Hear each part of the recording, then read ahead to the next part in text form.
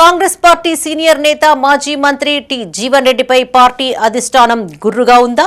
నిన్న మొన్నటి వరకు ఓపిక పట్టిన పార్టీ పెద్దలు ఇక చాలించుకున్నారా? జీవన్ రెడ్డిపై కాంగ్రెస్ పార్టీ క్రమశిక్షణా చర్యలు తీసుకుంటుందా? అవునని అంటున్నాయి తాజా రాజకీయ పరిస్థితులు. మున్సిపల్ ఎన్నికలు పూర్తవడమే ఆలస్యం. జీవన్ రెడ్డిపై తాడోపేడో తేల్చుకోవాలని నిర్ణయించిందంట కాంగ్రెస్ అధిష్టానం. ఇంతకీ జీవన్ రెడ్డి ఏం చేశారు? Watch this Maithri news.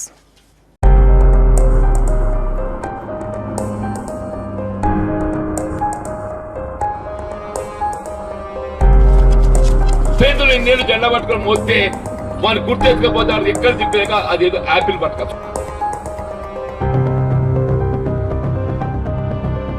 ఇప్పుడు మీరు చూసింది కాంగ్రెస్ పార్టీ సీనియర్ నేత జీవన్ రెడ్డి జగిత్యాల మున్సిపల్ ఎన్నికల్లో ప్రచారం చేస్తున్న వీడియో.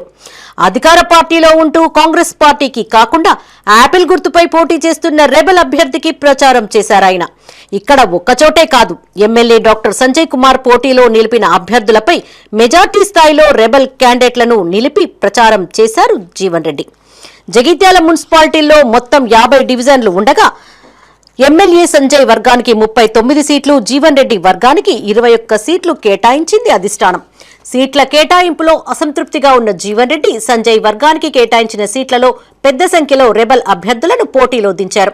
కాంగ్రెస్ బీఫామ్తో పోటీ చేస్తున్న అభ్యర్థులకు ఏకంగా కాంగ్రెస్ పార్టీ సీనియర్ నేత మాజీ మంత్రి వ్యతిరేకంగా ప్రచారం చేస్తూ వారిని ఓడించాలని ప్రజలకు పిలుపునిస్తున్నారు.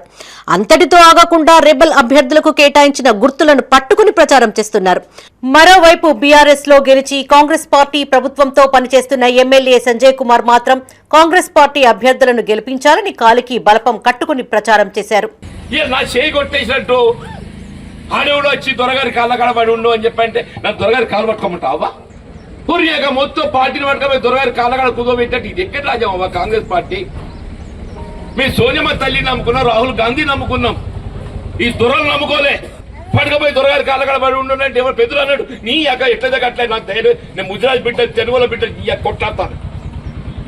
ఆ ధైర్యం కావాలి నా పాటు. నేను చూడండి తల్లి మీ దయ, కానీ నన్ను నమ్ముకున్న వాళ్ళకు అన్యాయం అవుతుంటే నేను చూడలేక రోడ్డు మీదకి వచ్చాను. ముఖ్యమంత్రి రేవంత్ రెడ్డి గారు మంత్రులందరితో కలిసి పనిచేస్తూ జగిత్యాల పట్టణానికి పెద్ద ఎత్తున నిధులు తీసుకొస్తున్నాం.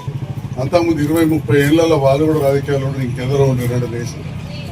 ఓకే, నన్ను రోజు విమర్శిస్తున్నారు. అరే ఎందుకు ముఖ్యమంత్రితో పనిచేస్తుండు, ఆ ప్రభుత్వంతో పనిచేస్తున్నాడు, ఈ కండు వేసుకున్నతో పనిచేస్తుండు అని చెప్పి అంటున్నారు.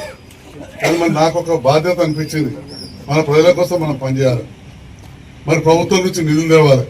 Jagtial MLA doctor Sanjay Kumar BRS పార్టీని వీడి కాంగ్రెస్ పార్టీలో చేరినప్పటి నుంచి జీవన్ రెడ్డికి మింగుడు పడ్డం లేదు. ప్రతిపక్ష బీఆర్ఎస్ పార్టీ కంటే ఎక్కువగా ఆయనే డాక్టర్ సంజయ్ పై విమర్శలు గుప్పిస్తున్నారు. సందర్భం దొరికిన ప్రతిసారి ఎమ్మెల్యేపై విరుచుకుపడుతున్నారు. మరోవైపు అధిష్టానం పెద్దలు ఉమ్మడి కరీంనగర్ జిల్లాకు చెందిన మంత్రులు పలుమార్లు బుజ్జగించినప్పటికీ జీవన్ రెడ్డి మంకు వీడడం లేదు. రాజకీయాల్లో పార్టీలు మారడం సర్వసాధారణమైన ఈ రోజుల్లో జీవన్ రెడ్డి చేష్టలు పెద్ద నసగా మారాయని కాంగ్రెస్ పార్టీలోనే గుసగుసలు వినబడుతున్నాయి. ఆ మాటకొస్తే జీవన్ రెడ్డి కూడా గతంలో పార్టీ మారిన నాయకుడే కదా అనేది శ్రేణుల వాదన. అంతెందుకు, తమ సీఎం రేవంత్ రెడ్డి కూడా గతంలో వేరే పార్టీలో పనిచేసిన లీడరే.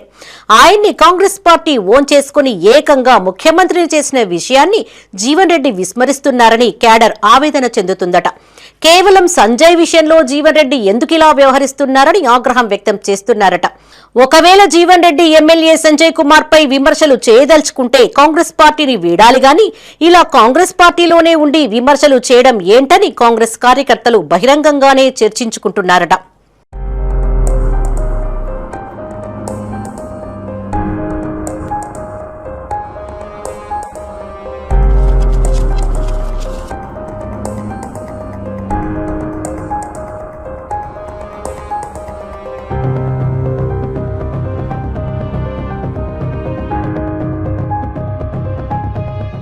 ఇదిలా ఉంటే జీవన్ రెడ్డిపై కాంగ్రెస్ పార్టీ అధిష్టానం సీరియస్ గా ఉన్నట్టు వార్తలొస్తున్నాయి. అసంతృప్తులను బుజ్జగించి కాంగ్రెస్ పార్టీ గెలుపుకు కృషి చేయాలని సాక్షాత్తు ముఖ్యమంత్రి రేవంత్ రెడ్డి మంత్రులకు ఎమ్మెల్యేలకు దిశానిర్దేశం చేస్తుంటే అదే పార్టీకి చెందిన సీనియర్ నాయకుడు మాజీ మంత్రి జీవన్ రెడ్డి పార్టీ అభ్యర్థులకు వ్యతిరేకంగా రెబల్ అభ్యర్థులను పోటీలో నిలపడం పట్ల అధిష్టానం ఆగ్రహంగా ఉందట. కాంగ్రెస్ పార్టీ బీఫామ్తో పోటీ చేస్తున్న అభ్యర్థులను ఓడిస్తే పార్టీ ప్రతిష్టను దెబ్బతీసినట్లేనని అధిష్టానం భావిస్తోందట. ఎమ్మెల్యే సంజయ్ కుమార్ కాంగ్రెస్ పార్టీ అభ్యర్థుల గెలుపు కోసం కష్టపడుతుంటే జీవన్ రెడ్డి మాత్రం పార్టీకి వ్యతిరేకంగా పనిచేయడం పట్ల పార్టీ క్రమశిక్షణా చర్యలు తీసుకునే అవకాశం ఉందట. మున్సిపల్ ఎన్నికలు పూర్తి కాగానే జీవన్ రెడ్డిపై తాడో పేడో తేల్చుకునేందుకు ఏఐసీసీ నిర్ణయించిందట. చూడాలి మరి ఏం జరుగుతుందో.